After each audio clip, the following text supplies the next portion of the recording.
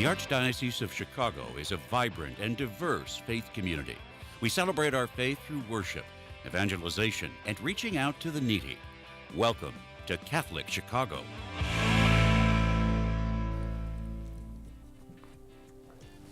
Good morning, welcome to Catholic Chicago. I'm Father Greg Sakowicz, rector of the Holy Name Cathedral.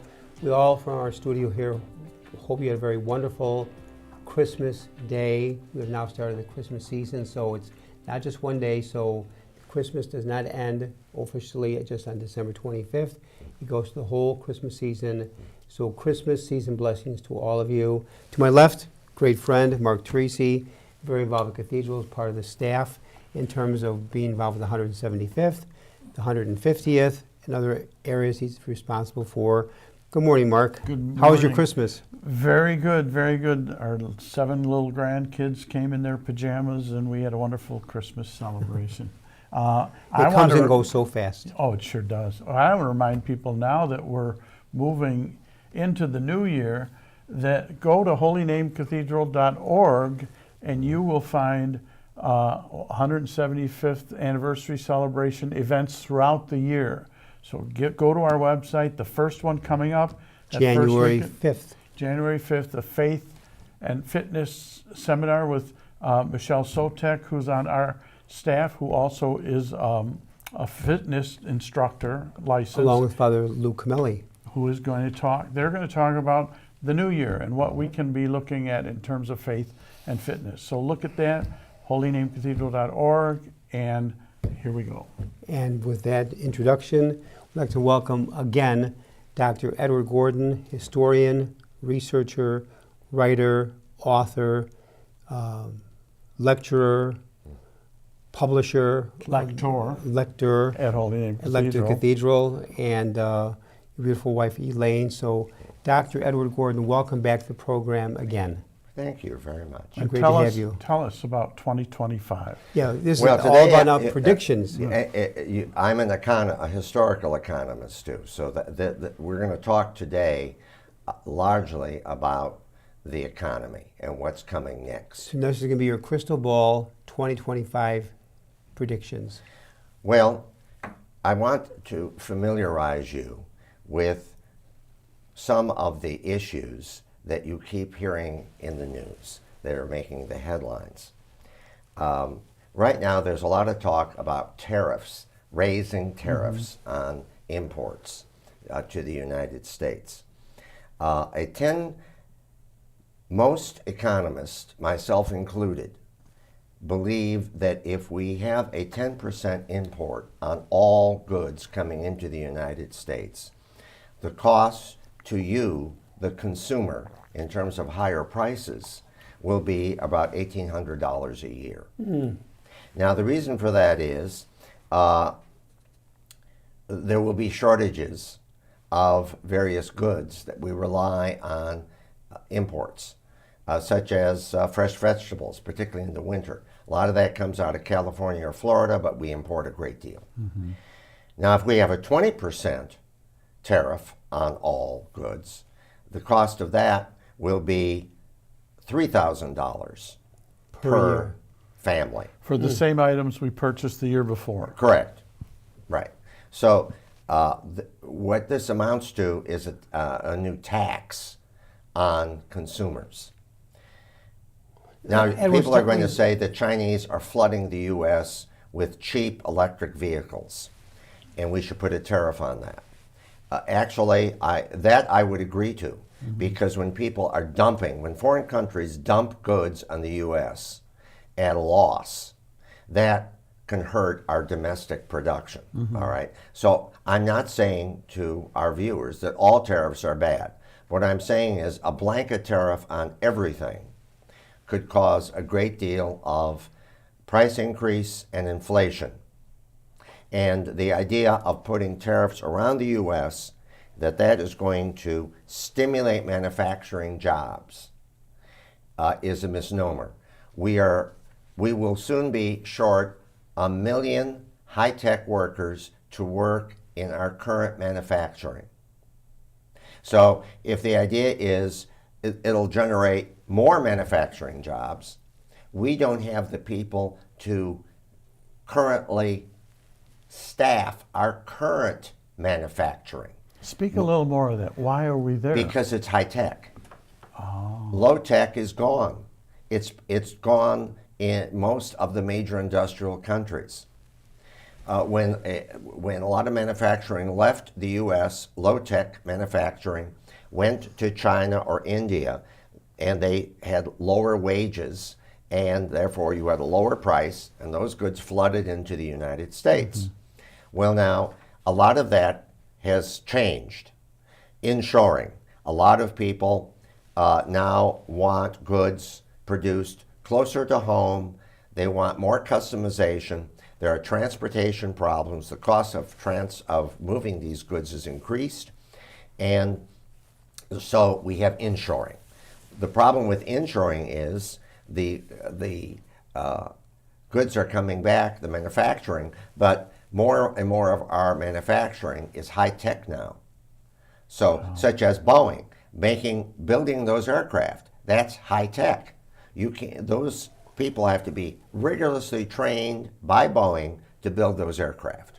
Edward, right? I need to ask this question. Back up. Mm-hmm. I'm very confused by this.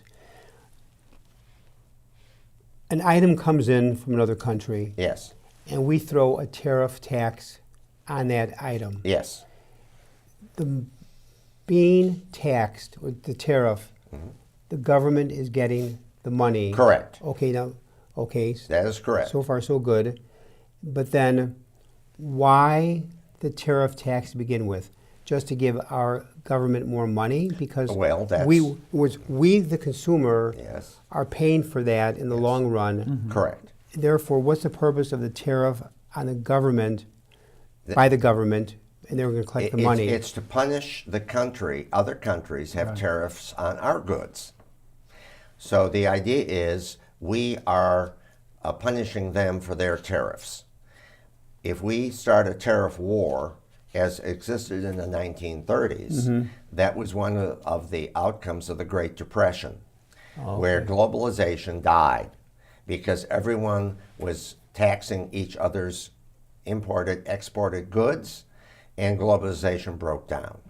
And it causes inflation as well, because then you have people who want a certain commodity and they can't get it, so the price goes up. Mm-hmm. Now, historically, this is not a new idea. No. We're just repeating some of the false philosophy of the 1930s. Okay. It sounds good. Haven't we learned by the past? I have, but this is again being purported on social media as a way in which to give jobs to people back in manufacturing, as well as the government will raise all this money, and maybe we could even lower taxes further or reduce. And that'll the never deficit. happen. It is not going to happen. No. And this is a little aside, but 1776 Stamp Acts, Townsend Acts, Sugar Acts, Tea Acts, taxes seem to be a universal, forever issue that we're dealing with. Correct. Well, the issue then was who decided to tax what. Right. And we wanted to levy taxes on, we wanted to decide that. Right. All right. Exactly. But there were other issues involved. And when we get up to the centennial coming on the American Revolution, I'll do a program on that. But let's not do that today, because I have a lot more to say. Let's move on now to immigration. Right now, the Congressional Budget Office released a report that 8 million immigrants came to this country during the Biden administration. Now, some of those immigrants came through regular immigration, and some of those were highly educated people that we need. We have 12 million vacant jobs right now across the United States, all right? Wow. So do we need immigration? Well, let's see. The birth rate has fallen way down. A lot of people are retiring, and we have a lot of vacant jobs. Now, 8 million people crossing the border illegally, that's a whole nother issue. It's the greatest wave of immigration to the U.S. ever. So the 8 million were illegal crossings? No, that's the okay. total number Oh, of total. immigrants. Okay. Okay. What's all that right. percentage, do you know? I don't know. I can't answer that question. But the question is, I want people to understand that there are people coming across the border, and then there are people that we are inviting into the United States from many countries to fill high-tech jobs that we can't fill Very because we important. do not have people educated to fill those jobs. All right? Such as we have we're short 1 million nurses, we're short 500,000 doctors, we're short CPAs, we're short many, we're short carpenters, electricians, plumbers, all right? Wow. All right. And you recently sent me an article that hospitals are closing or certain Correct. sections because of a because lack of of the babies. cost of yes, but it's also because not only is the birth rate down, we are short nurses, and many hospitals cannot find nurses at a cost that they can afford, so they are cutting departments. All right. I have a friend who's chief of staff of a hospital in a smaller community. They don't have someone that can do open heart surgery. They have to fly that person to the nearest big city now because there's no one there in that specialty in a rural area. Wow. Okay, let's move on to inflation. Core inflation right now is 3.3%. In the Chicago area, consumer prices have gone up 3.8%. That's the current number from the U.S. Department of Labor. Is inflation over? No, it is not over. Why? Well, as I just said, right now in manufacturing, we're short workers. We're short people in many other disciplines. And many people who are baby boomers are retiring and leaving the workforce. Well, who's going to do the work? Well, AI, which we'll talk about in a minute, AI does help, but you have to have intelligent people behind the technology to do the work. All right? And right now we are generating a lot of new jobs, but they require higher levels of reading, math, writing, interpersonal skills than the jobs were in 1970 or 1980. It's a different world. So technology is going this way with skills, and our educational system is here in producing enough skilled, educated So then people. who's going to be doing these jobs? Well, we're going to talk about that in a minute. Now let's talk also about something else, the federal deficit. Right now, the deficit across the world in the major industrial countries is $100 trillion. Our part of it in the U.S. is $36 trillion. That's what we've promised. That's and that's $107,000 per person in the United States in debt. So, Wow. the question is, can we cut the deficit? Well, right now, if you look at the federal budget, the interest on the debt today, now this is the debt that the U.S. government owns, and they issue treasuries bonds that maybe you buy, some of you. That debt, this year's budget, is larger than the Pentagon budget. Wow. Wow. All right? Now, if you take out the interest on the debt and the Pentagon budget, there's only $900 billion left to pay for everything else. That's impossible. That's why we're running deficits. So, right now, the number we have to look at, we have an insufficient amount of money to pay for health care, defense coming up. Right now, the deficit that we're looking at is for about $500 billion deficit is what we're looking at. So, That's do we staggering.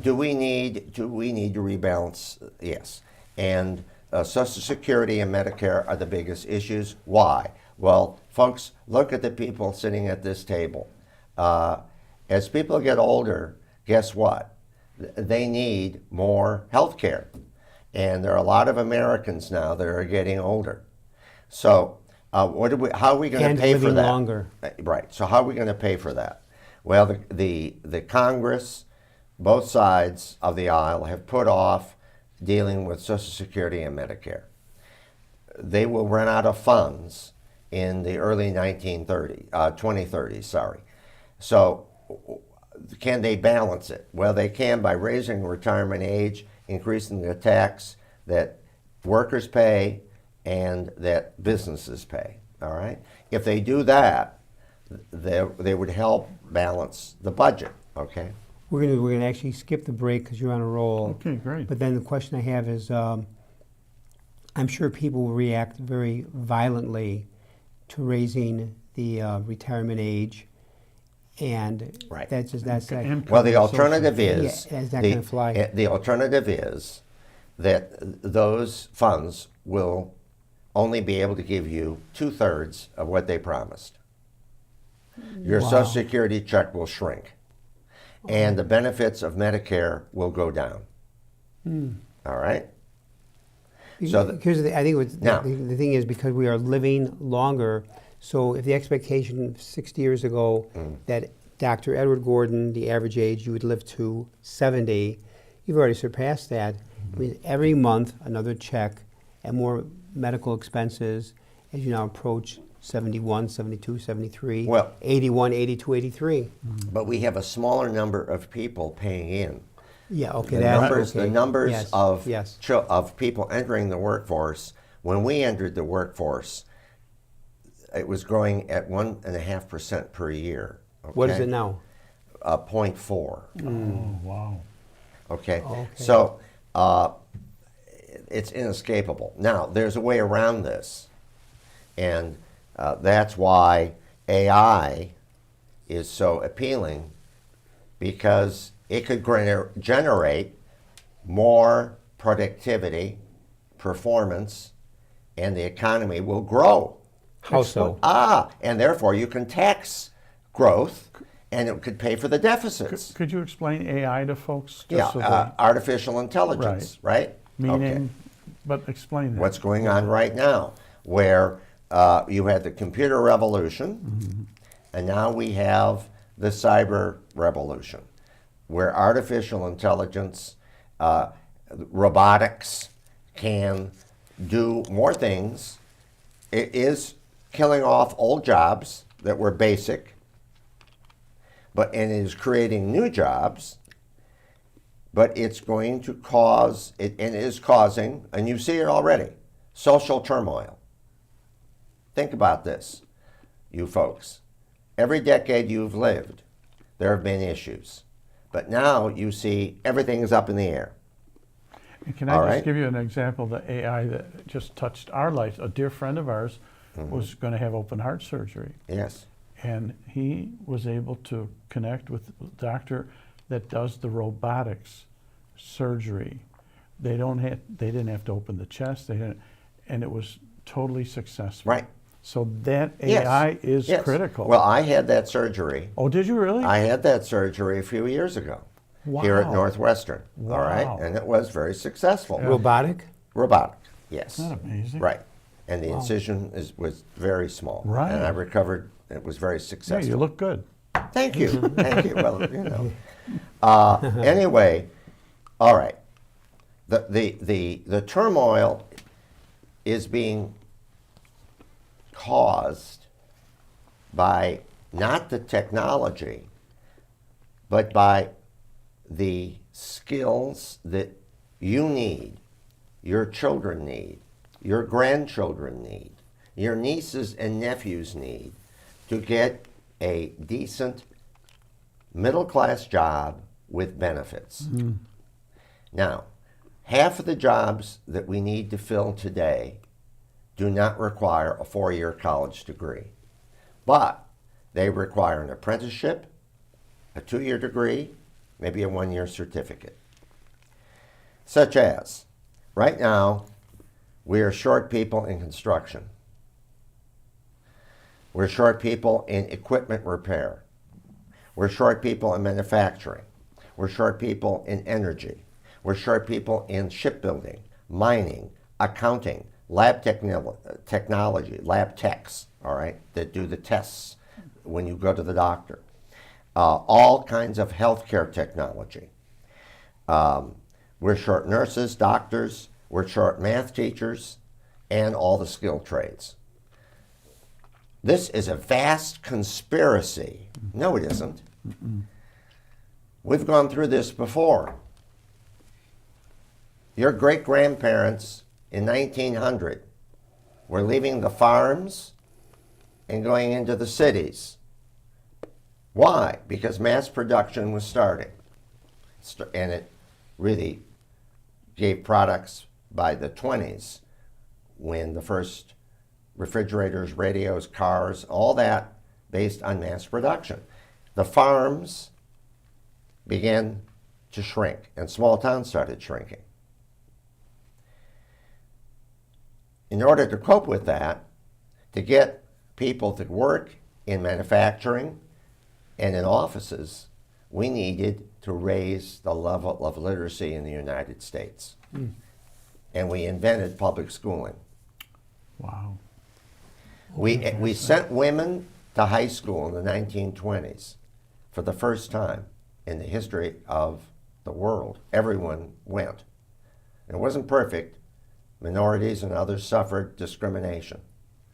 And it was paid for by you, the taxpayer, and by industry that howled. They wanted cheap child labor. They had 8 and 10-year-olds working in factories. Right. They had women in mines. We stopped that. Children went to school. About what year was that stopped, Edward? Was it around In the 1920s. That's what I thought. It took until 1920 for all 48 states to mandate K-12 education, compulsory education with truancy laws, paid for by taxes. Wow. And there was a lot of opposition to that. We need cheap labor. We need kids in factories. And women don't go to school. You know, you don't educate women. That's dangerous. Well, we gave women the vote here, didn't we? In 1919.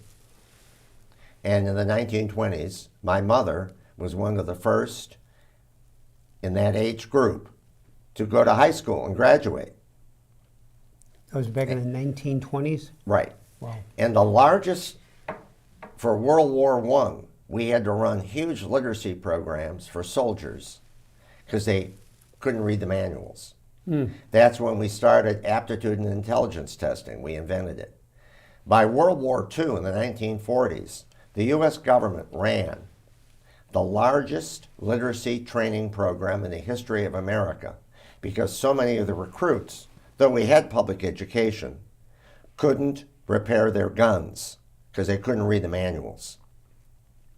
Now, after World War II, we passed the GI Bill, which sent millions of young men back to school.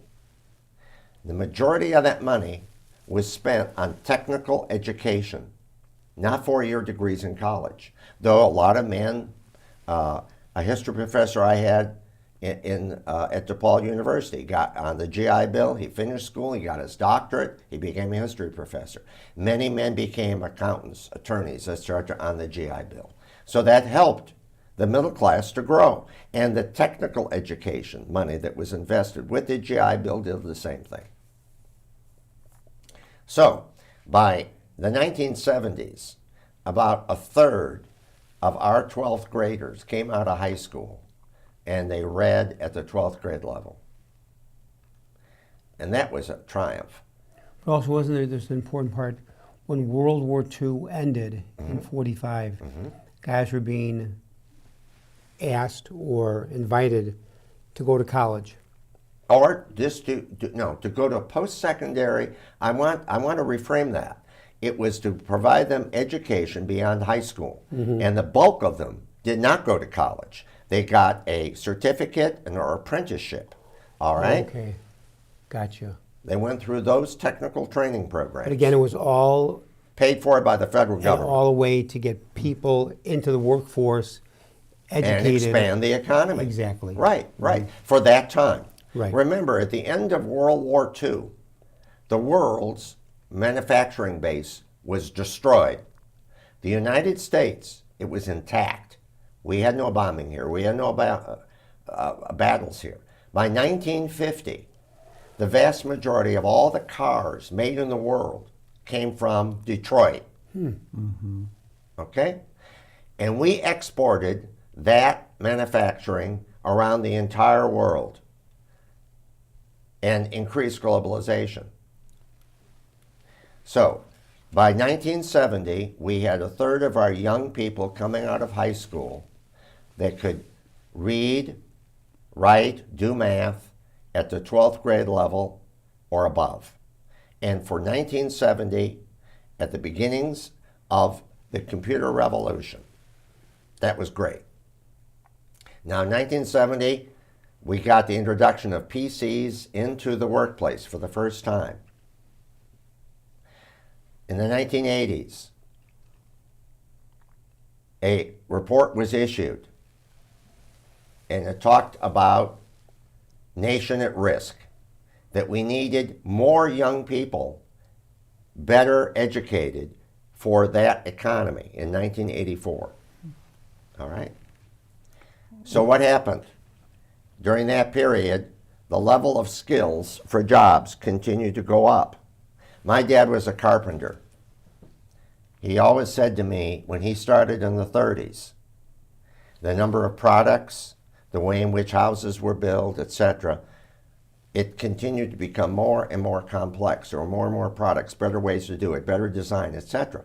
It required continuous training. He was an apprenticed carpenter, tile setter. He built homes, did remodeling. He kept up with this. He worked till he was 80. He marveled at what the difference between 1980 and when he started, all right? Or, sorry, 1990s and when he started. He was 80 years old.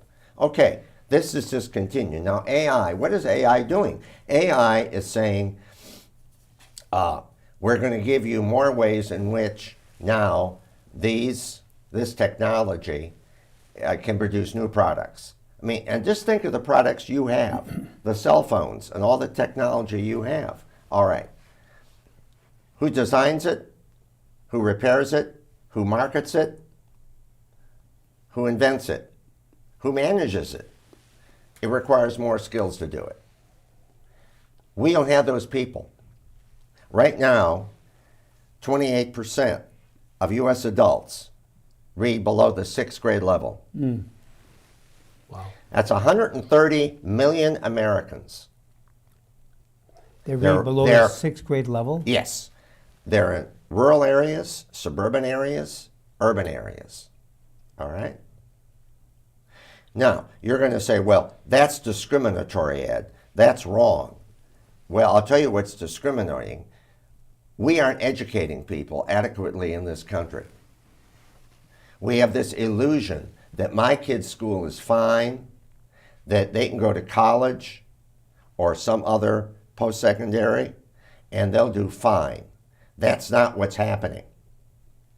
The truth is we have an undereducated workforce, and in comparison to other industrial nations, we are falling way behind. What does that mean for the future? Well, who's going to invent those next technologies? Where are they going to be manufactured and produced? Now, this is a worldwide problem. This is not just in the United States.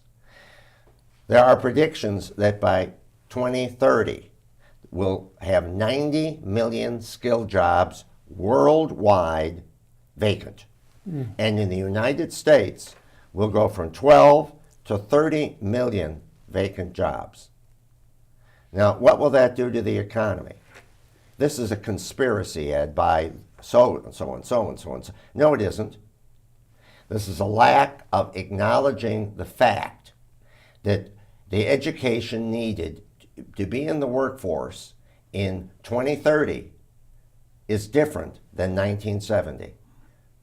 we still have only about a third of our young people coming out of high school with the foundational education at 12th grade to get these jobs. We need now 2/3.